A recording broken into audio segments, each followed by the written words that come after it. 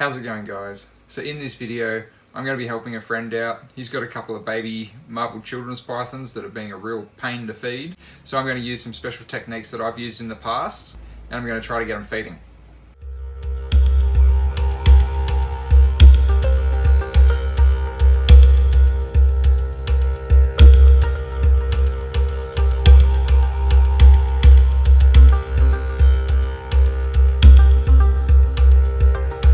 G'day, I'm Luke and I'm an avid reptile and amphibian keeper. On my channel you'll see heaps of DIY tutorials, enclosure builds, herping clips and loads more to do with animals. I hope you subscribe for some more animal related content.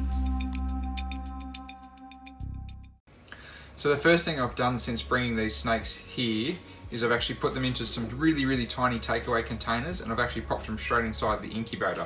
The reason that I've done this is going to make the whole snake nice and warm at about 30-31 degrees, and hopefully the metabolism really kicks in and they really want to eat.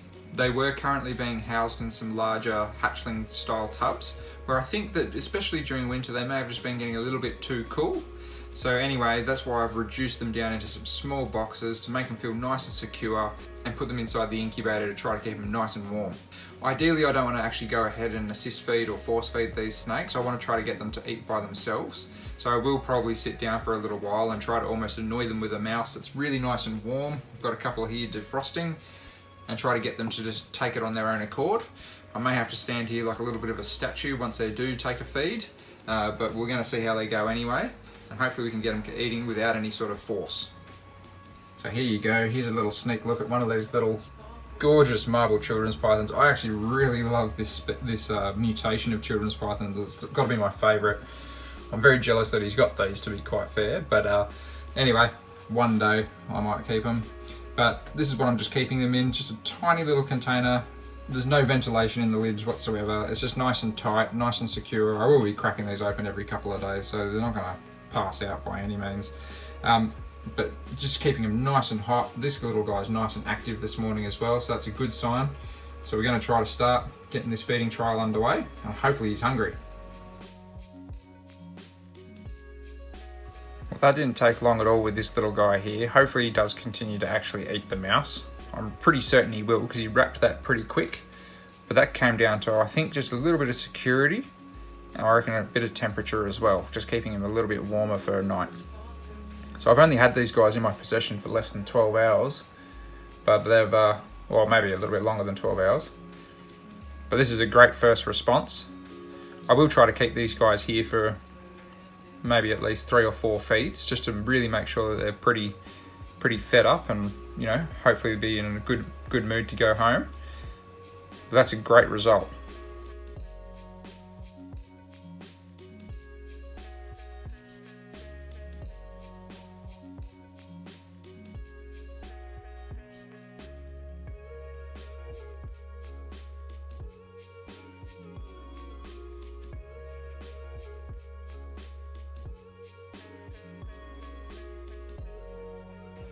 Well, there you go, guys. There's one little full marbled children's python. You can see that nice little bulge in there. And I didn't really have to do too much for this one, and I'm hoping it's going to be the same for the other one.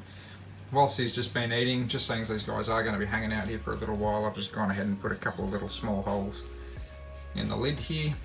So we'll put that back on him. I'll go and get his mate. We'll give that one a go too. Alright, so same kind of snake, same kind of problem, and I've been keeping it for the last about 15 hours or so in the same sort of environment. So we'll just see what happens with this one.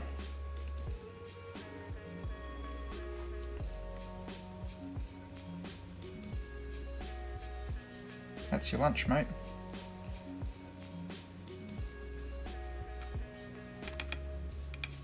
So I'm just trying to annoy it a little bit, just so it kind of gets a bit of the smell. Sometimes I find that like just lightly kind of wiggling it around the nose, like there's definitely some interest in it, that's for sure. Sometimes just lightly kind of vibrating it around the face seems to stimulate them a bit. Or you kind of whack them towards like just the coil beside the neck there.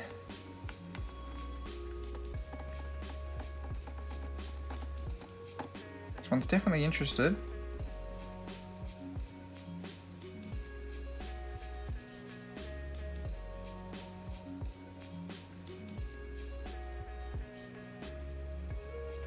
It's not taking as easily as the other one did.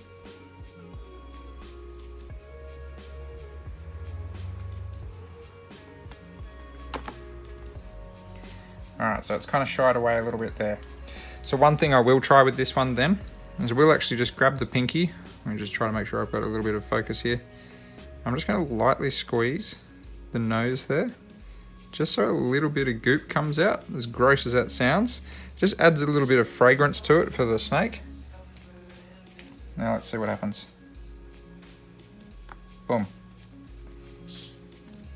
Alright, we're on. I like to give it a little bit of stimulation, thinking that it's actually killing something.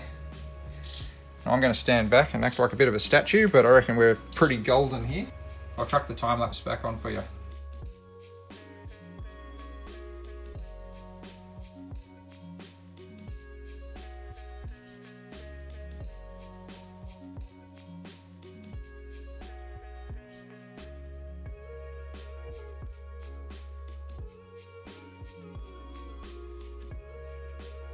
Alright, so that little one's done too.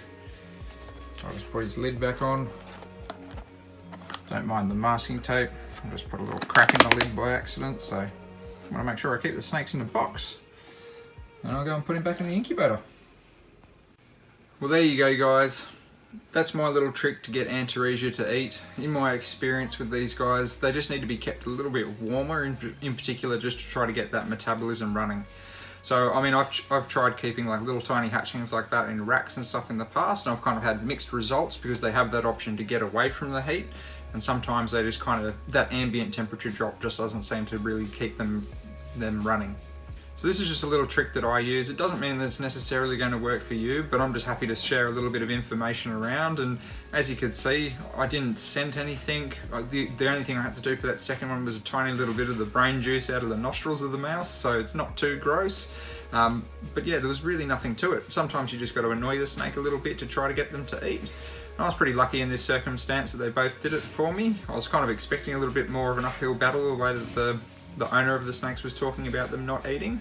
But what I'll do from here is I'll probably keep them here for another 2 or 3 feeds each. You know, I might even try to get a few feeds in during the week. So, you know, maybe 2 feeds a week with these little guys, and just try to get a little bit more mass on them before I send them back home to the owner.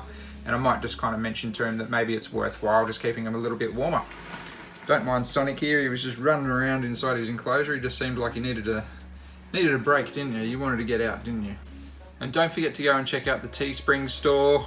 I've actually it's a bit cold in here, but I'm rocking one of my Beach of Scaly Beasts merchandise shirts.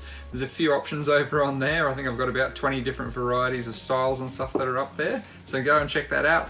And if you want to, feel free to put a little small donation into Patreon as well if you want to get some exclusive content. Hopefully you enjoyed the video. Hopefully you got something out of it. And I'll catch you on the next one.